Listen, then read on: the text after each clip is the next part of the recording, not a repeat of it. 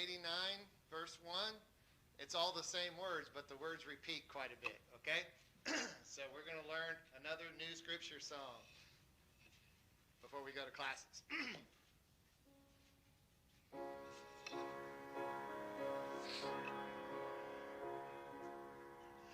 I will sing of the mercies of the Lord forever. I will sing, I will sing, I will sing of the mercies of the Lord forever. I will sing of the mercies of the Lord.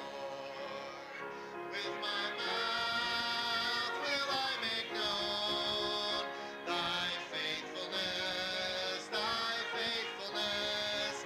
With my mouth will I make known thy faithfulness to all generations. I will sing of the mercies of the Lord forever. I will sing of the mercies of the Lord.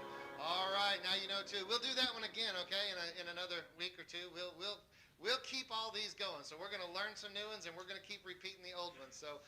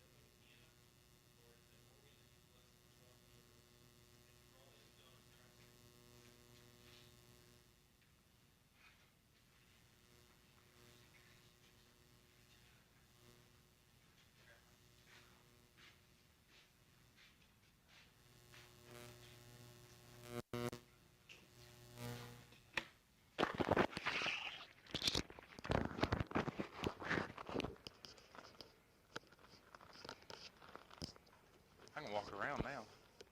Is that good? All right, well, it's good to see everybody this morning. I pray you had a good week. We've got a lot to be thankful for. Heat, running water, simple things that we take for granted every day. If you would, please turn in your Bible to 1 Samuel chapter 9. We finished chapter 8 last week. We left off, God was going to give Israel a king as they'd asked for, but he did not give immediately. He sent them away back to their regions without the satisfaction of letting them know they got their way, especially in their time. God was going to provide in his time.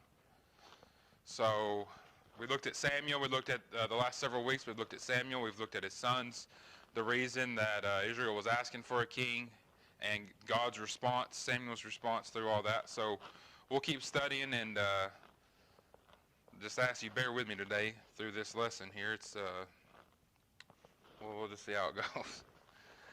1 Samuel chapter 9, we'll read verses 1 through 10. It says, Now there was a man of Benjamin whose name was Kish, the son of Abiel, the son of Zeor, the son of Becheroth, the son of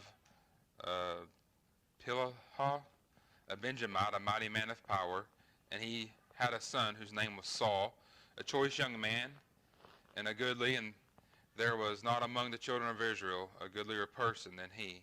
From his shoulders and upward he was higher than any of the people.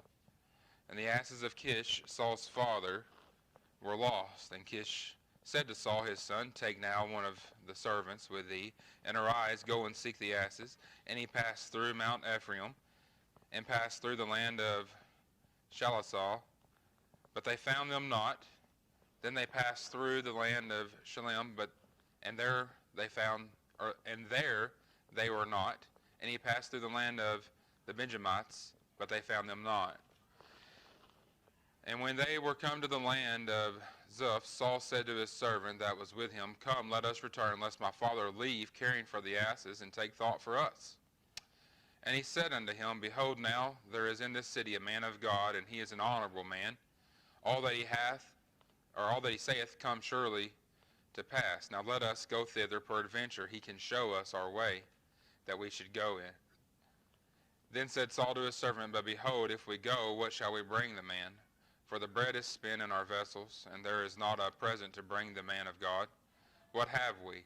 And the servant answered Saul again, and said, Behold, I have here a hand the fourth part of a shekel of silver, that I will give to the man of God to tell us our way.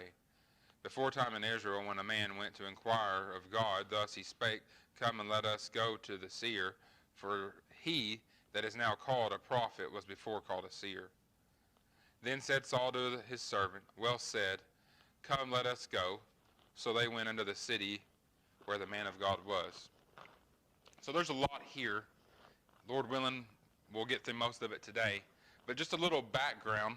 I'm kind of a tribe nerd, and I'd just like to do a little overview of the tribe of Benjamin, for which this first king was brought out of. The region that God gave this tribe was in the middle of, I guess you could call it the northern and the southern region. The tribe's land at the north ran westward from the river Jordan through Bethel to Beth Horon, and it had borders around the river Jordan and the Dead Sea. It was a good region. You can see this, we won't turn there for time's sake, but Joshua chapter 18, verses 11 through 28 talk about where the Benjamites settled at. If you want to look at it in more detail to give you their territories. Some of the more well-known towns from this region where Saul come from was Jerusalem, Jericho, Bethel, Gibeon, Gibeah, and Mizpah. And again, you can find that in Joshua 18, 21 through 28. But Saul was a Benjamite, and later on, when David came in and there was this power struggle, the Benjamites would support Saul over David.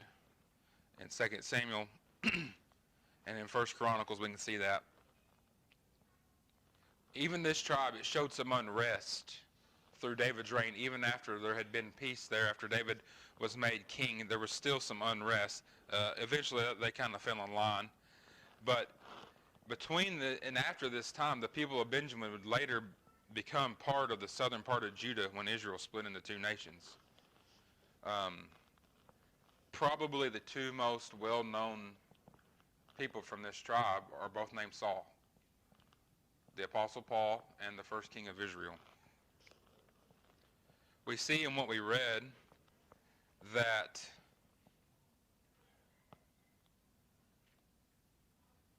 Saul, this would be this first king, would come from a good family, or at least it seems that they have some material things, they have servants, there wasn't money wasted, just kind of reading between the lines here.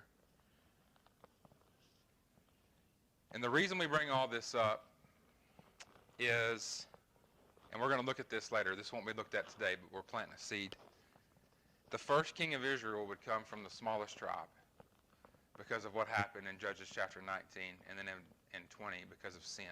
All but 600 men were wiped out by their own countrymen. And they had it coming, I guess we could say, right?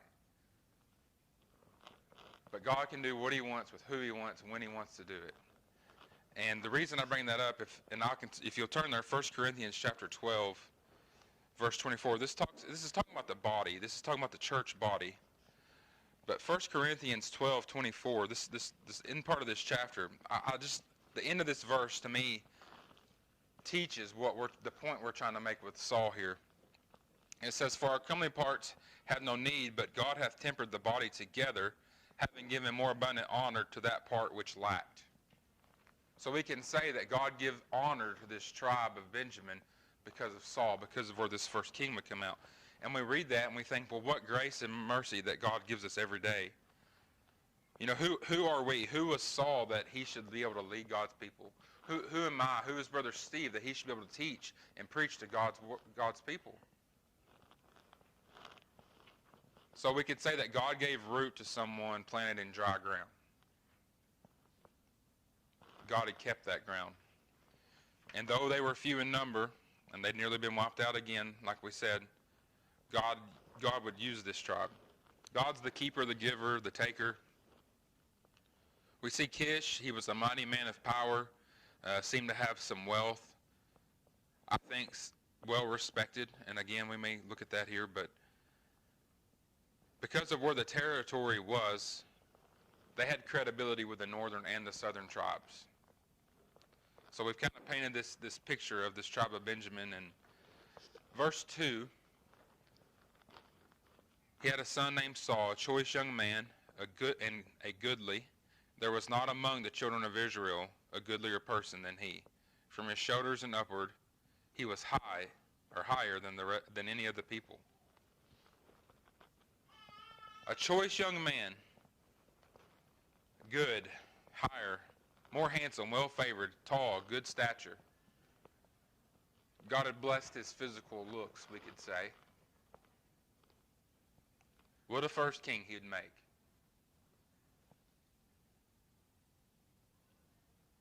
Saul started good. He had the same chances to be the same king as the rest of the kings that would follow him. And Lord willing, we'll see this in our future studies.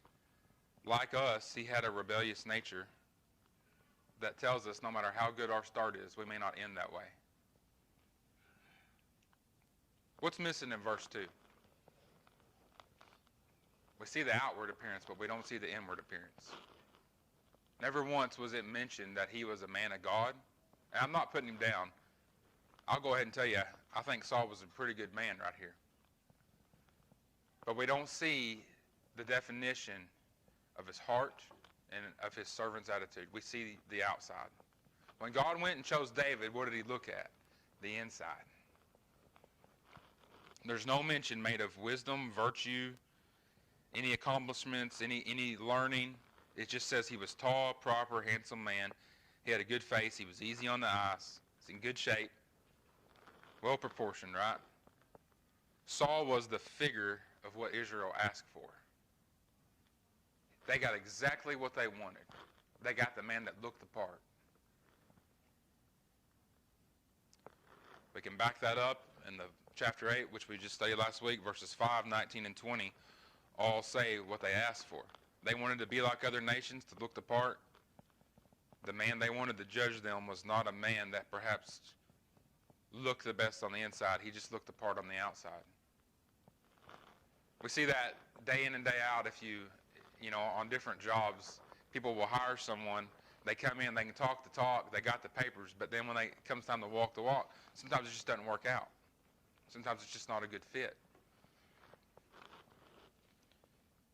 See, when we're looking on the outside all the time, that doesn't just apply to kings. I say that applies to spouses, friends, churches, strangers, co-workers.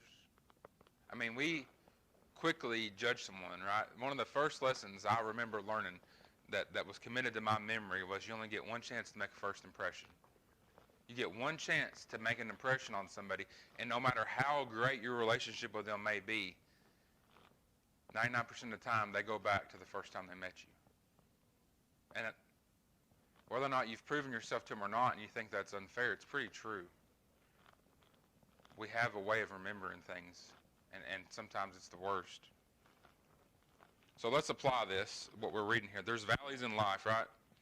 It doesn't matter how tall or handsome you are. Maybe how ready you feel that you can face whatever's coming your way. It doesn't matter how much you prepare or how much you look the part. You may be taller than all your competition. You may be the biggest fish in your small pond. But there will come a man named Goliath who will be taller, stronger, and bigger than you one of these days. And you will back down because on the inside, you're not as real as you appear to be on the outside. So we ask ourselves, we're going to apply it. If we're going to be real Christians, if we're going to be real, I'm going to say it, real men of God, mighty men of valor, are we looking the part on the outside?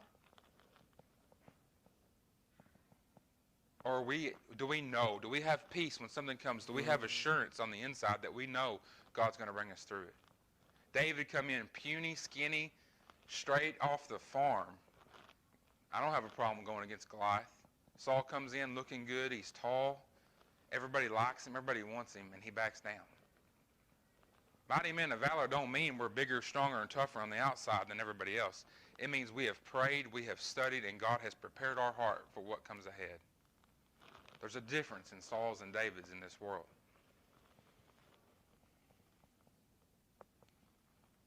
We got to remember, God is the one who gives and God is the one who takes. Our reliance is on God always, not on the things that can change. God does not change. Our reliance is on something that is always the same, yesterday, today, and tomorrow.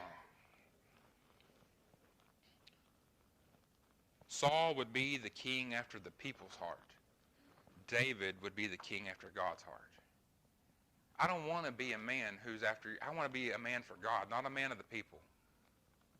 That kills me so much. I'm going to get political for a minute. When Obama was president, everybody thought they were comparing him to Jesus. And then you get all these people who are behind Trump 100%. It's a man. He's a man after man's heart. It's not God's man. God may be using that man, but you cannot be a follower of a man anywhere in God's timeline on this earth. I cannot be happier when he's in there than when he's not. I'm not following him. It's none of my business.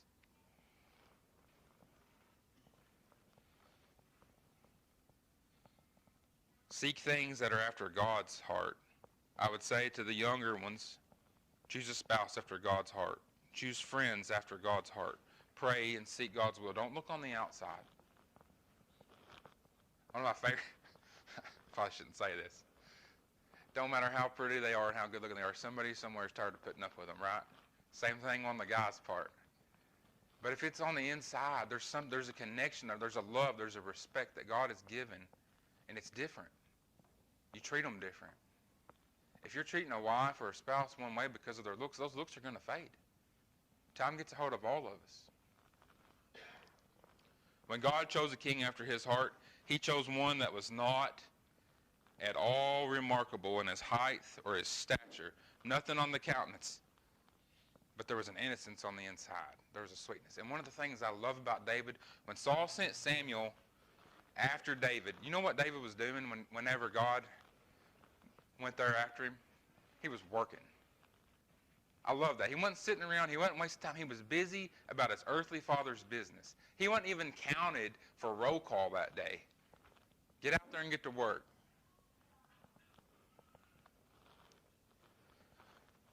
See, Saul would look the part until David come along. Everybody said Saul's the man. But then once God's man arrived on the scene, they were like, whoa, there's something different in these two. And again, I'm not trying to put Saul down. And I'll go ahead and get this out of the way because I know the question to come. I believe Saul was a saved man, as we all say it. I don't think God's going to let a man that's not his lead his people. So we can talk about that afterward. But Saul looked the part until David came along. And it became apparent how God would bless God's will from that point on. So we want to be in God's will. It doesn't matter how tall, strong we are, whatever benefits we have on the outside. If God's not keeping us, we're lost. That's it. We can do whatever we want. You can come in here looking like Matt this morning. He's been working out. God's the giver of strength.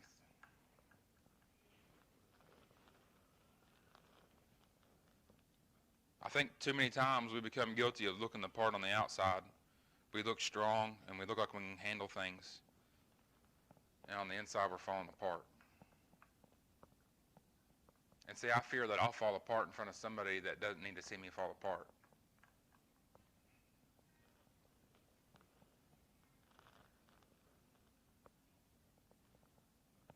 God sees our heart. We see the shell or the vessel a lot of the time. People walk around looking the part. And I think we had a lesson a couple weeks ago talking about how we're always looking, how Israel was looking at these other nations. If we're looking at the vessel or the outside of our fellow Christians and we're saying they're doing this and they're doing this and they seem successful, we don't see the inside. We don't see what matters. We don't need to follow that person. You don't need to follow me. And I don't need to follow you.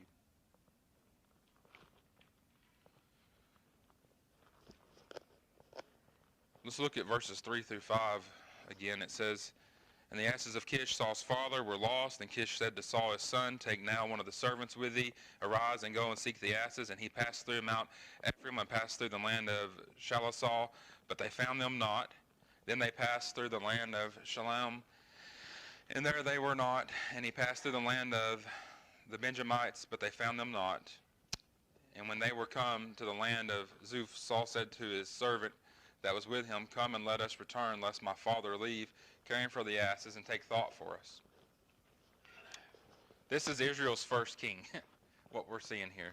And now this wasn't perfect harmony, we know that. But I enjoy the writing of what we read. I enjoy reading about this start. Too many times we think of a king and we think of in his earthly glory like Solomon with all of his wisdom that God gave him, and he's sitting there with all these things. We don't think about a humble beginning. When we think about our country and the White House, we don't think, probably wasn't always like that, was it? Somebody had to get the ball rolling. Somebody had to establish a few things. We all enjoy reading about David. When we think of Israel's king, probably we think of David, but God used Saul to establish things that would help David's reign. It would make things easier.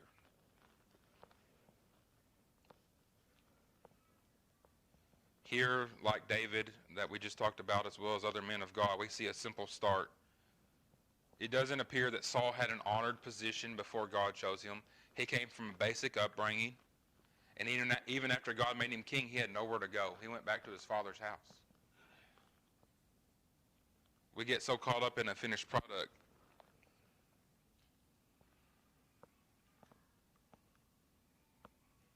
But I enjoy the fact that God uses simple people.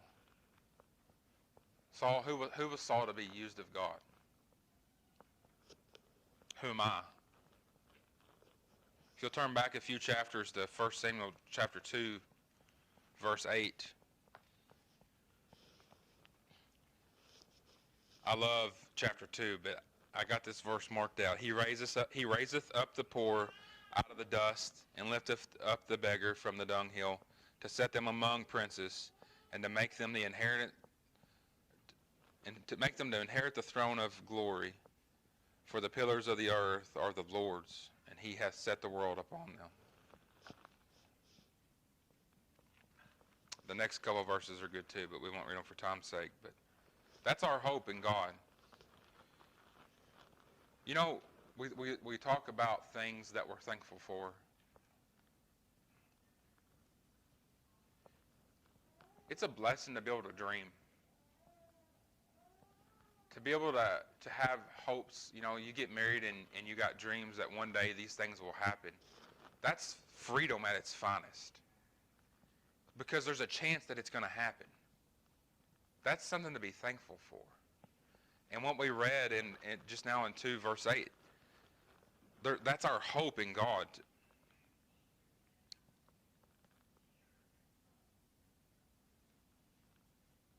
Coming out of the dunghill, God brought me out of a gutter. And I may not be a great man, but a great price was paid for me. And that makes me invaluable. And I'll take that for granted. And you know, we're all trying to get better every day. And I'd say he brought me a long way. He may have had more to work with whenever he saved you, I don't know. But we see in what we read that Saul was still the subject to his father. I'll tell you, we'll look at this. We're not going to look at it today. Saul was around the age of 30. He was an older man when he became king. When he became king, he died at the age of 72.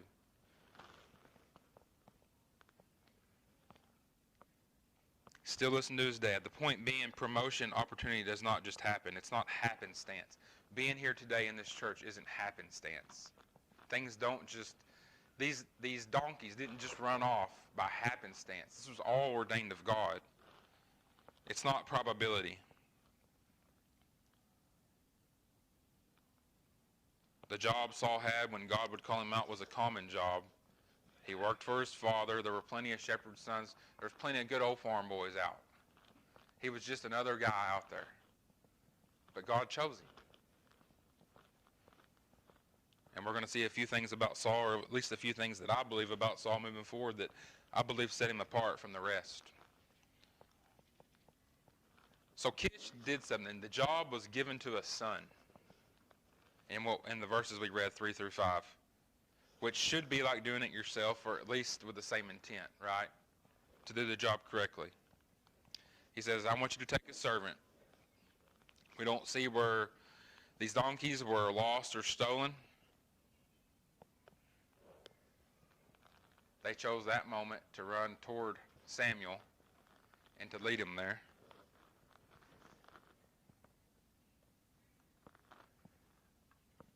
God sees the big picture. A lot of time whenever we're having to go out and look for something that we believe ran off, we're troubled by it, and God may be bringing us somewhere. The route you take to work tomorrow, that just may be preordained. God's in control. God brings his will into action. Something we can say about Saul, he was ready to obey his father. He listened. There was obedience there. There was no power struggle between the son and the father. So what are we learning about Saul? I think we see some humility. Okay, 30s, still listening to his dad. Hey, this is yours. You worked for it. What do you want me to do? This task was not beneath him. He didn't just give it to the servants and write it off. Hey, I'm worth more than that. He's willing to go and put in the work. There was simplicity in his life. Nothing wrong with that. I appreciate that. He was working hard, running work, listening to his father. All these are commendable things. Real quick, side note, there's a difference between the servant and the son. The servant would only be diligent as a servant, but the son would be faithful as a son.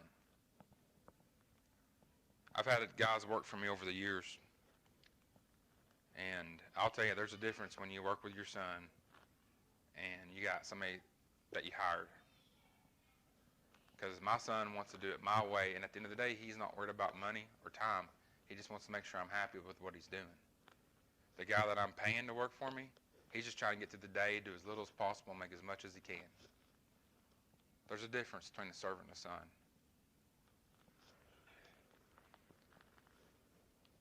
Kish gave the job to his son, and the servant was there to aid him. Verse 5 we read, they traveled far. A lot of people think that they traveled this on foot as they were doing some tracking. I'm not sure. But it would seem like when they struck out that this was in vain, that they'd missed what they were seeking. But Saul would soon learn different. You know, we never know what tomorrow holds. We don't ever know what this next step of this journey holds. And do you think when he left that he was ever going to meet Samuel, and that Samuel was going to call him as God's man to lead his people? 30, was he questioning where he was in life? We don't know what tomorrow holds.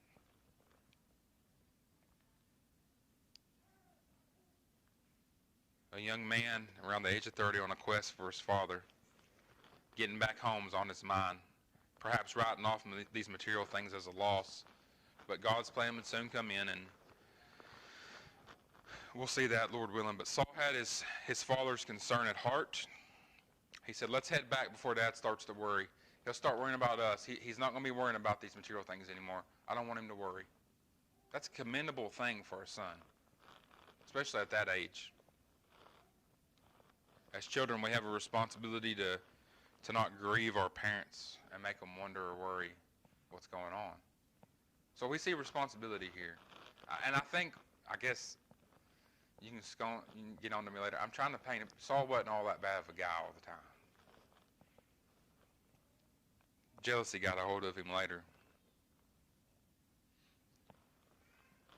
He tells the servant, we're more important than this material possession. And like I said, I'm not trying to lift Saul up, but we'd all agree he's a sinful man. But he did pretty good until jealousy and fear came into his life. That's something I think we need to watch out for. Let's look at verse 6. It says, and he said unto him, behold, now there is in the city a man of God, and he is an honorable man. All that he saith cometh surely to pass. Now let us go thither. Peradventure, he can show us our way that we should go. This servant's advice here, I suspect this servant's older than Saul, and he gave him good advice. And we read this, so I'm going to go ahead and say it, but we see that Saul wasn't too proudful to listen or at least entertain the idea. A lot of people would be like, hey, listen, you're the servant. My dad pays you. We're going to do it my way. He listened. He wasn't too prideful. There's a lot of little details we can look at. But Samuel was known, and this servant suggests that they gather in on some of this godly wisdom as to what to do. That seeking God's will before there's a decision made. It's a good lesson to learn. Notice this, that they are going to go seek wisdom. Reminds me of the song last week, Seek Ye First. It's a lesson to apply here. Seek wisdom. Don't wait for it to just cross your path or be dumped in your lap. Well, what do you mean? I mean get in the Word and seek wisdom.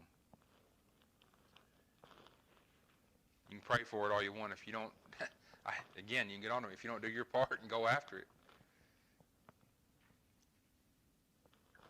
We see that they go. The servant to me spoke in such a manner of Samuel to Saul that it was like he'd seen it happen before with his own eyes. And I don't know if he had. Maybe he just heard of his fame. But he's like, listen, everything this guy says happens. We need to go talk to him. If for nothing else, even if he tells us we're wasting our time, at least we get to meet him. He speaks only the truth. He's a good, godly man. What he says, you can count on.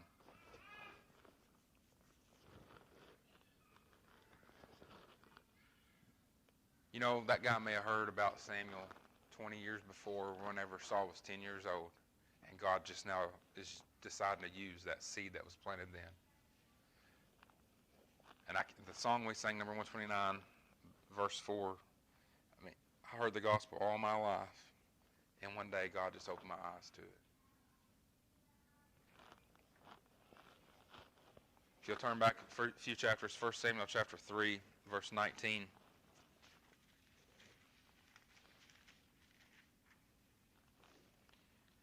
It says, And Samuel grew, and the Lord was with him, and did let none of his words fall to the ground. I bring that up because we see a promise kept. Everything that he said, God blessed.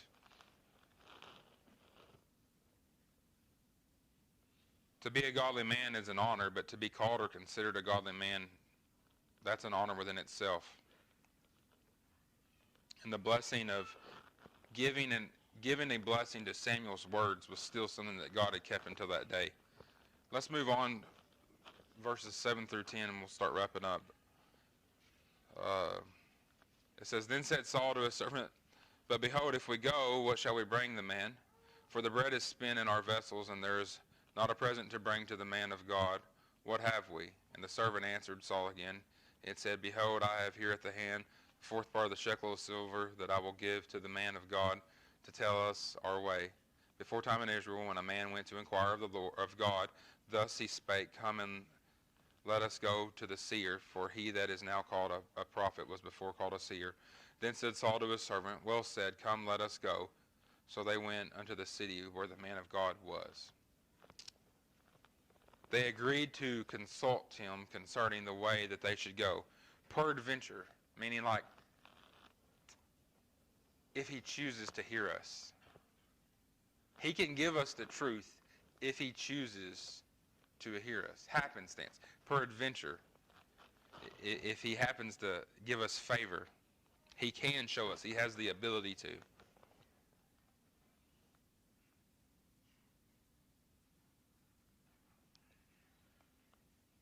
So they go seeking counsel on which way to go. Seems like a silly thing to bother a prophet about. And we can say God is interested in all things concerning his people. And he wants us to seek his will. I mean, God had a will here.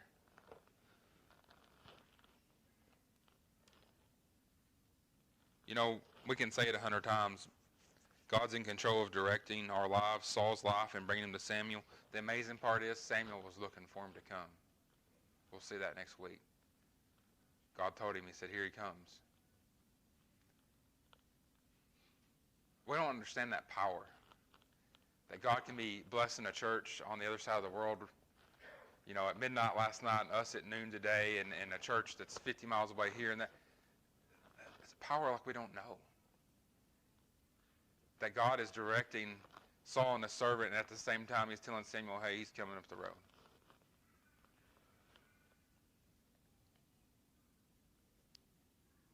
I guess what we're fixing to talk about, we could say a few different ways, but the facts are the same. God uses all sorts of things to bring us to him. I was thinking about that when we were singing that drops of grief can ne'er repay.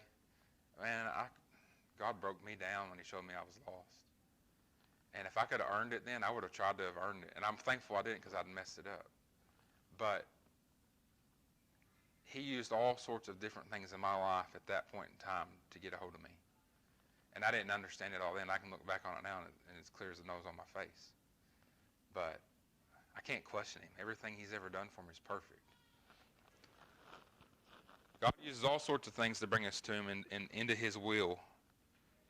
You know, we often seek God's device for the wrong things. Let's look at that. For riches, like we're seeing here. We'll pray, God, well, do you want me to take this job, or do you want us to buy this house, or do you want us to go here in our life? Because if God wants to get hold of us, a lot of time, what's he hit? He hits that pocketbook, doesn't he? He knows how to get our attention. We go to God and we're seeking loss of property like they had here while seeking direction, because we can justify it sometimes.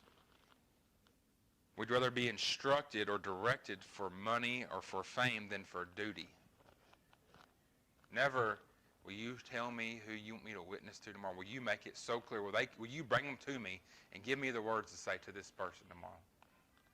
It's always about direction for jobs or for money, isn't it?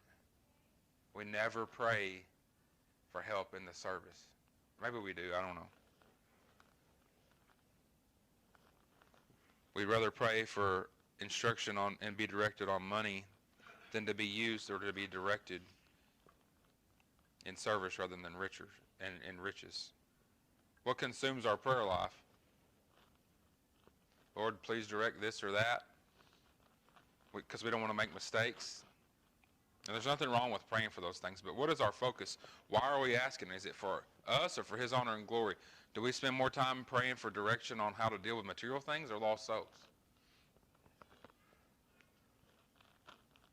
Like Saul later on, and maybe even here just a little bit, are we seeking a fortune teller or the prophet of God when we pray?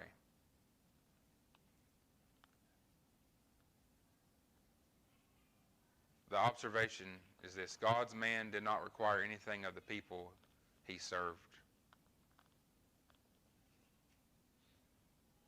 When Saul brought up the fact that we didn't have anything to take to Samuel, you could interpret that in a couple ways. The first, hey, we got to bring this guy something. You know, if he's all you say he is, we need to make it right. Or, not sure I really want to do it. Can I throw out another excuse so we don't have to go? Could have been a way out. I believe there was genuine concern there. I was reading that, I thought, man, that's cheap. He didn't even have any money. He's going to take his own servant's money to go get advice. And as soon as the servant said, well, I got a quarter of a shekel, he's like, fine, let's go see him. You know, you're buying, let's go. But Saul agreed.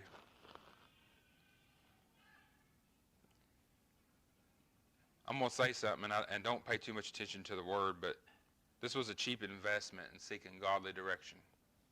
Very cheap. We could say, well, we don't take advantage of prayer like we should. Doesn't cost us anything to pray. We get to pray. Let's not let our service be a cheap investment. No price is too high if God's will is being done. We'll stop here for this week. Pray for next week. Lord, we may come back and teach a few more of these verses we read today next week. Kind of go through a few more things moving forward. This was just kind of an introduction to chapter 9, I feel like, today. So thanks for your attention. Brother Roger, would you close us out, please?